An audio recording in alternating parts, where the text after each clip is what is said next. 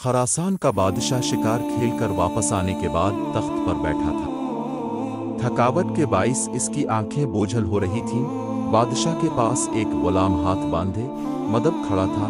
بادشاہ کو سخت نیند آئی ہوئی تھی، مگر جب بھی اس کی آنکھیں بند ہوتی تو ایک مکھی آ کر اس کی ناک پر بیٹھ جاتی، اور نیند اور بے خیالی کی وجہ سے بادشاہ غصے سے مکھی کو مارنے کی کوشش کرتا، لیکن اس کا ہاتھ اپنے ہی چہرے پر پڑتا تھا اور وہ ہڑبڑا کر جاگ جاتا تھا۔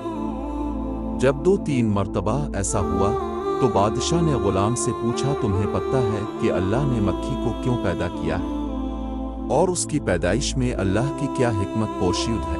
غلام نے بادشاہ کا سوال سنا تو اس نے ایسا جواب دیا جو سمجھنے اور سنہرے حروف میں لکھے جانے کے قابل ہے۔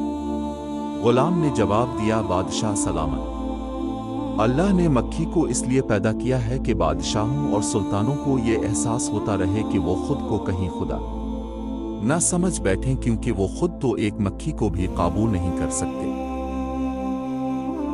ویڈیو دل پر لگی ہو تو اسے دوستوں کے ساتھ شیئر کریں اور مزید ایسی دلچسپ ویڈیوز کے لیے چینل کو سبسکرائب کریں۔